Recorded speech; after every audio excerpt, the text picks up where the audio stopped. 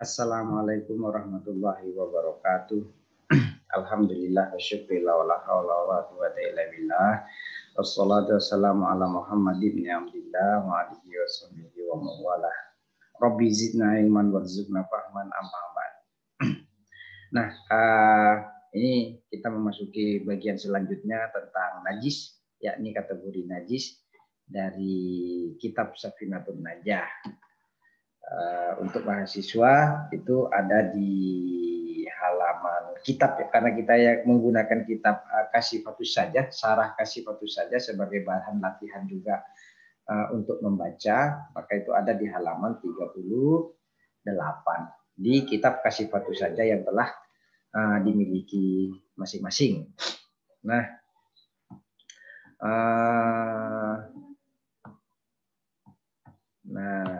untuk versi PDF ini saya perlihatkan untuk penonton YouTube saja.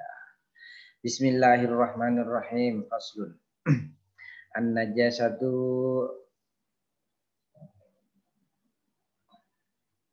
Faslun. An-najasatu salasun.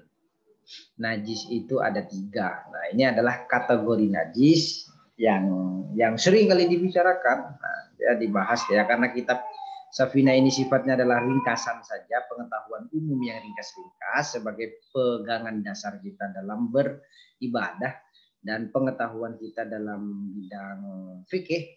Nah, maka dia singkat-singkat saja. Nah, itu ya. Pengertiannya juga nanti sangat sederhana sekali. An-najasatu, adapun najis, salah satu terbagi 3.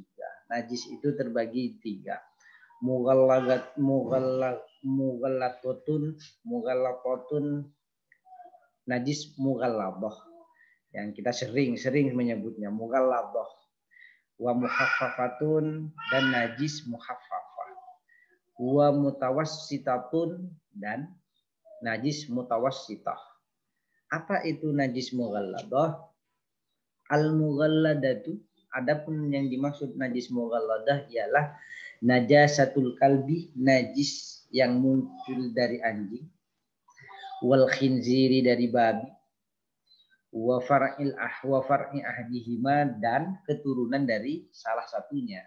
Jadi najis yang mughalladah itu najis yang berat sekali gitu kan. Oleh karena itu dalam mazhab Syafi'i anjing dan babi itu masuk kategori binatang najis. Nah, binatangnya tidak bisa disucikan walaupun dia dengan cara disembelih.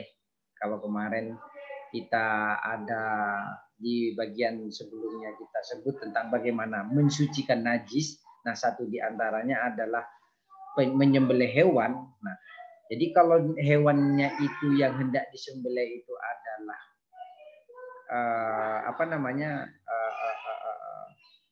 babi dan anjing, nah itu dia masuk kategori mughalladah. Bahkan kulitnya sekalipun ulama mengatakan tidak boleh digunakan untuk apapun karena najisnya bersifat mughalladah. Dia tidak bisa suci walaupun dengan cara disamak pun. Ya. Jadi najis mughalladah ini tidak bisa dia dari anjing dan khinzir tidak bisa disucikan. Selanjutnya kemudian wal mukhaffafatu adalah najis mukhaffafah. Mukhaffafah artinya ringan. Apa itu najis mukhaffafah? Di sini tidak disebutkan definisinya secara langsung, tetapi langsung berupa contohnya. Najis mukhaffafah ialah baulus sobi, yakni kencingnya kencingnya bayi, alladzi lam yat'am, yang belum makan ghairal labani, selain susu ibunya, walam yablughil haulaini, dan belum sampai 2 haul.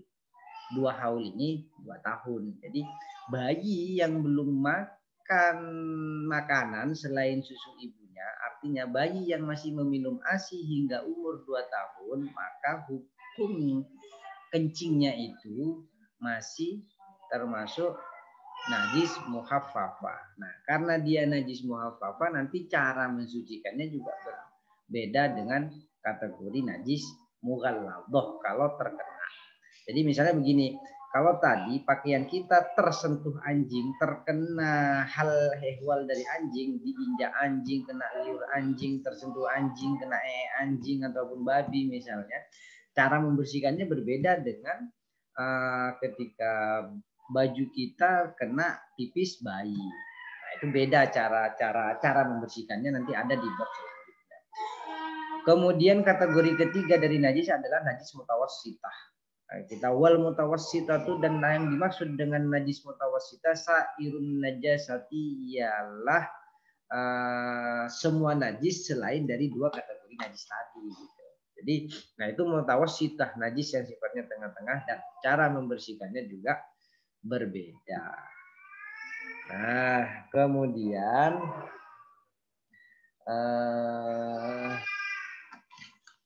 itu dia kategori najis yang dibahas dalam kitab Safinatun Najah.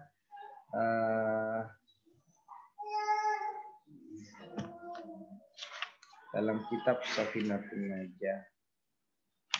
Nah, kemudian tentang cara mensucikannya, gitu kan? Nah, cara mensucikannya untuk dari kategori najis itu ada pada pasal selanjutnya. Faslun fi izalatin najasati. Pasal ini menjelaskan tentang menghilangkan najis. Faslun al-mughalladat. Adapun najis mughalladah tatharu bisa suci bisa salatin dengan 7 kali basuhan ba'da izalati ainiha, setelah menghilangkan zatnya. Ihdahuma biturabin, dari dahuma dari anjing dan babi, biturobin dengan debu. Nah, itu yang saya maksud, satu di antaranya itu harus dibasuh dengan debu, 1 kali dengan debu, kemudian 7 kali dengan air. Nah, jadi untuk najis mughalladah, najis yang terkena anjing dan babi beserta hal ehwal di sekitarannya, entah kena injak, kena liur, kena pipisnya itu, maka cara membersihkannya ialah dengan menyiram, membasuh 7 kali setelah membuang zatnya. Misalnya kena liur, jadi liurnya itu dibersihkan dulu, kemudian setelah liurnya bersih, kemudian disiram 7 kali dan satu kali menggunakan turab, debu, jadi abu.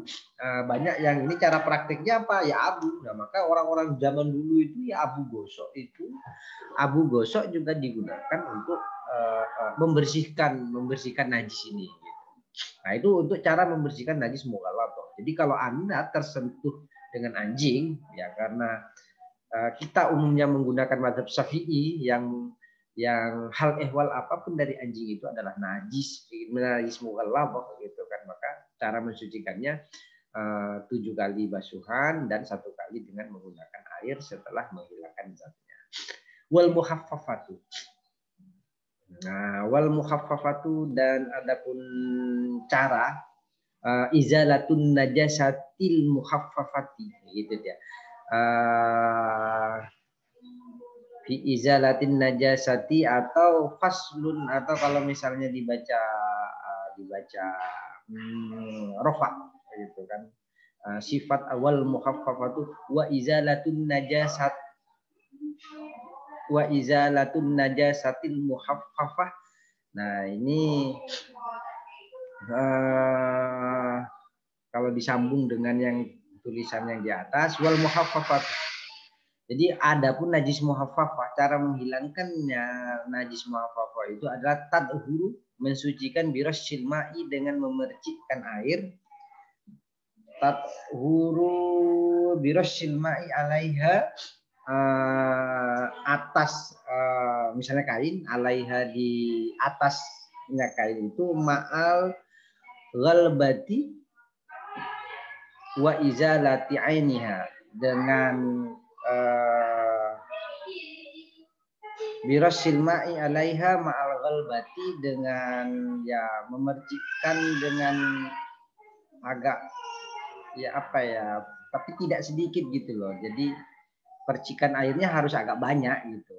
Wa izalati ainiha dan menghilangkan bentuknya. Itu sudah cukup.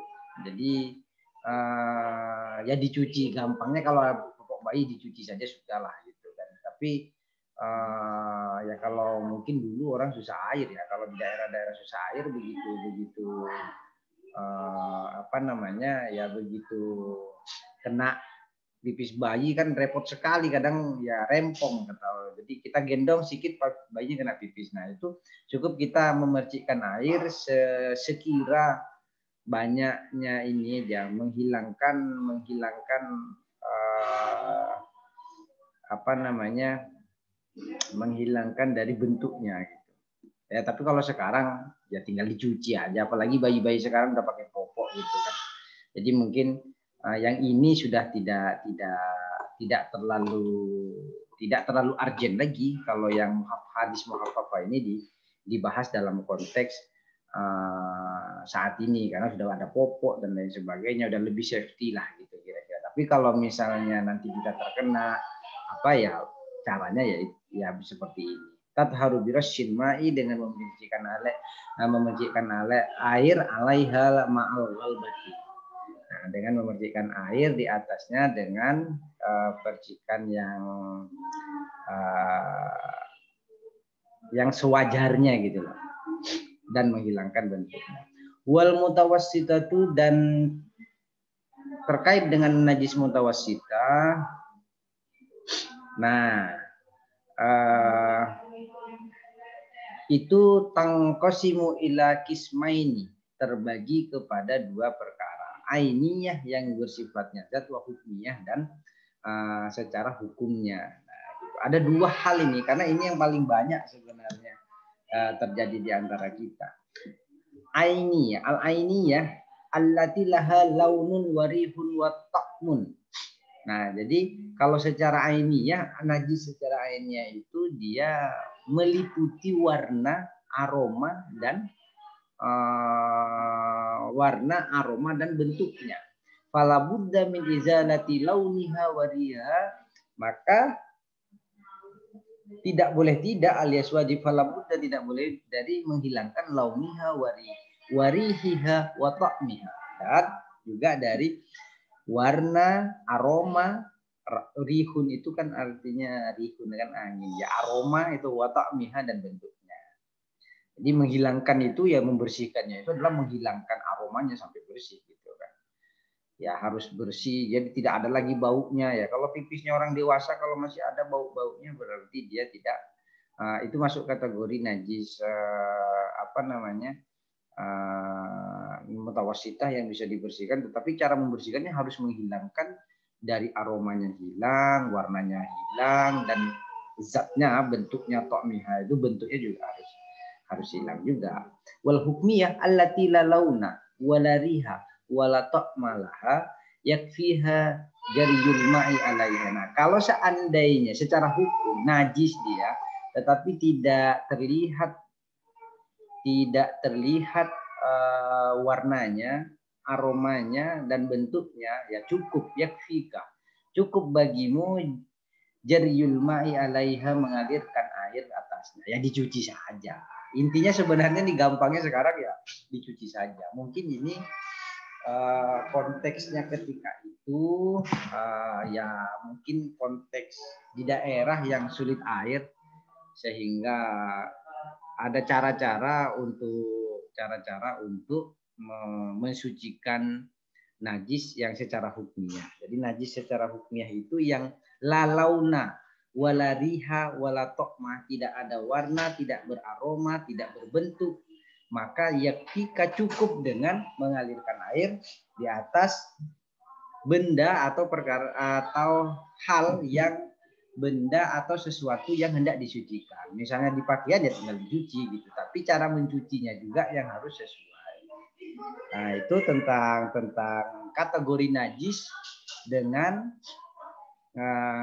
kategori najis dan bagaimana cara mensucikan najis berdasarkan kategorinya, sebagaimana yang ada dalam kitab Safinatun Najah.